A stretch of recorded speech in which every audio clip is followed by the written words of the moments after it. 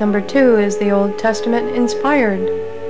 If it is, it should be a book that no man, no number of men could produce. It should contain the perfection of philosophy. It should perfectly accord with every fact in nature. There should be no mistakes in astronomy, geology, or as to any subject or science. Its morality should be the highest, the purest. Its laws and regulations for the control of conduct should be just, wise, perfect, and perfectly adapted to the accomplishment of the ends desired. It should contain nothing calculated to make man cruel, revengeful, vindictive, or infamous. It should be filled with intelligence, justice, purity, honesty, mercy, and the spirit of liberty. It should be opposed to strife and war, to slavery and lust, to ignorance, credulity, and superstition. It should develop the brain and civilize the heart. It should satisfy the heart and brain of the best and wisest. It should be true. Does the Old Testament satisfy this standard?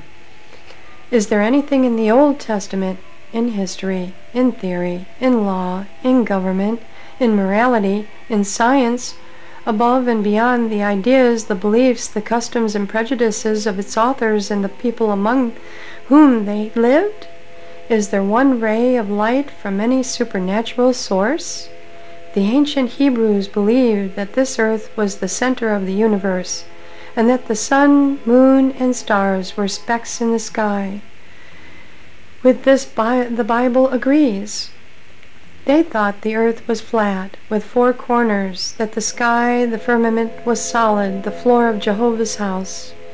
The Bible teaches the same.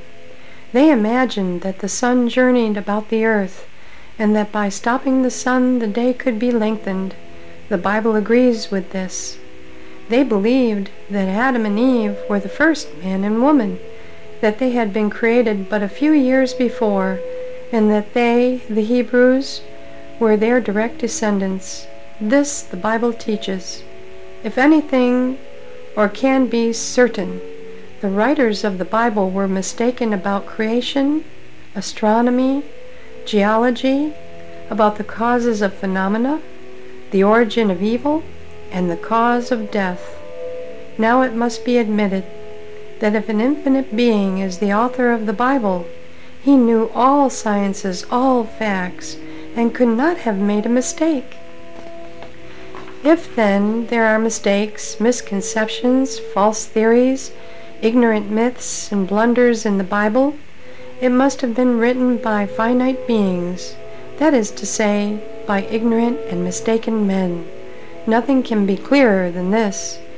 For centuries the Church insisted that the Bible was absolutely true, that it contained no mistakes, that the story of creation was true, that its astronomy and geology were in accord with the facts, that the scientists who differed with the Old Testament were infidels and atheists. Now this has changed. The educated Christians admit that the writers of the Bible were not inspired as to any science. They now say that God, or Jehovah, did not inspire the writers of his book for the purpose of instructing the world about astronomy, geology, or any science. They now admit that the inspired men who wrote the Old Testament knew nothing about any science, and that they wrote about the earth and stars, the sun and moon, in accordance with the general ignorance of the time. It required many centuries to force the theologians to this admission. Reluctantly, full of malice and hatred, the priests retired from the field, leaving the victory with science. They took another position. They declared that the authors, or rather the writers of the Bible, were inspired in spiritual and moral things, that Jehovah wanted to make known to his children his will and his infinite love for his children, that Jehovah, seeing his people wicked, ignorant, and depraved, wished to make them merciful and just, wise and spiritual, and that the Bible is inspired in its laws, in the religion it teaches, and in its ideas of government. This is the new issue now. Is the Bible any nearer right in its ideas of justice, of mercy, of morality, or of religion than in its conception of the sciences? Is it moral? It upholds slavery. It sanctions polygamy. Could a devil have done worse? Is it merciful? In war it raised the black flag.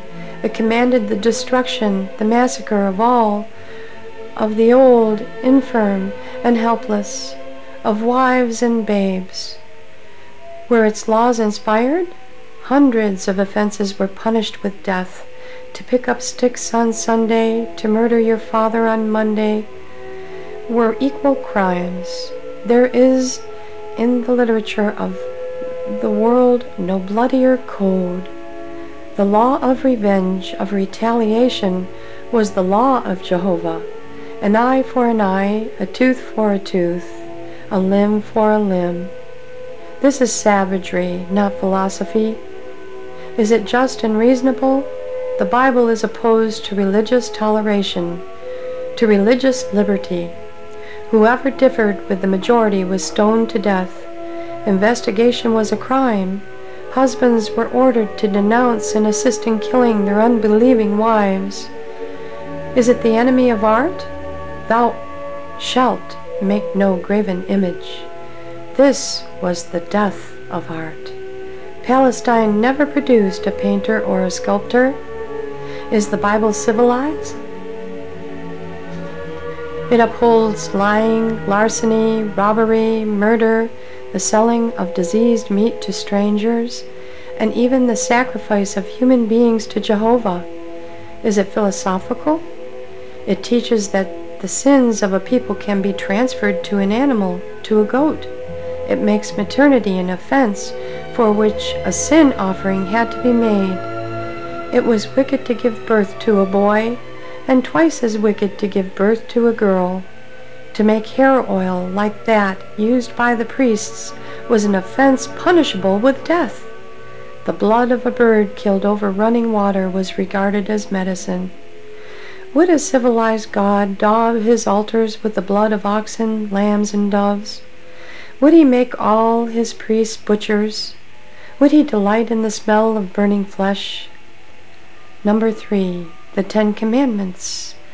Some Christian lawyers, some eminent and stupid judges have said, and still say, that the 10 Commandments are the foundation of all law. Nothing could be more absurd. Long before these commandments were given, there were codes of laws in India and Egypt, laws against murder, perjury, larceny, adultery, and fraud. Such laws are as old as human society, as old as the love of life, as old as industry, as the idea of prosperity, as old as human love. All of the 10 Commandments that are good were old.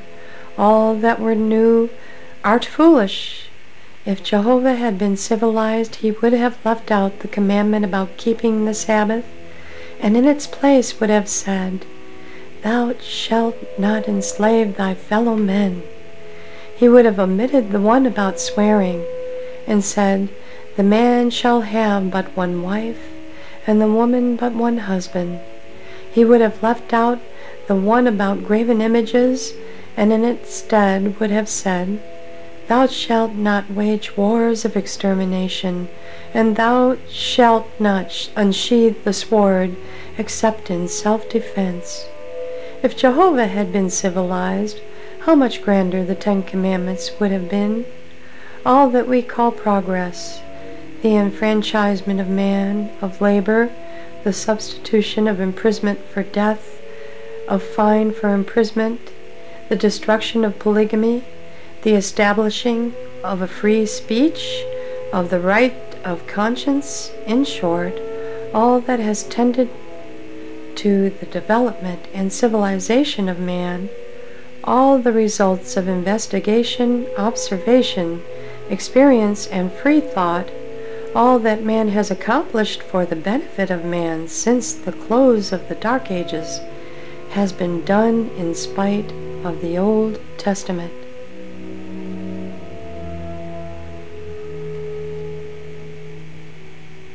Thank you.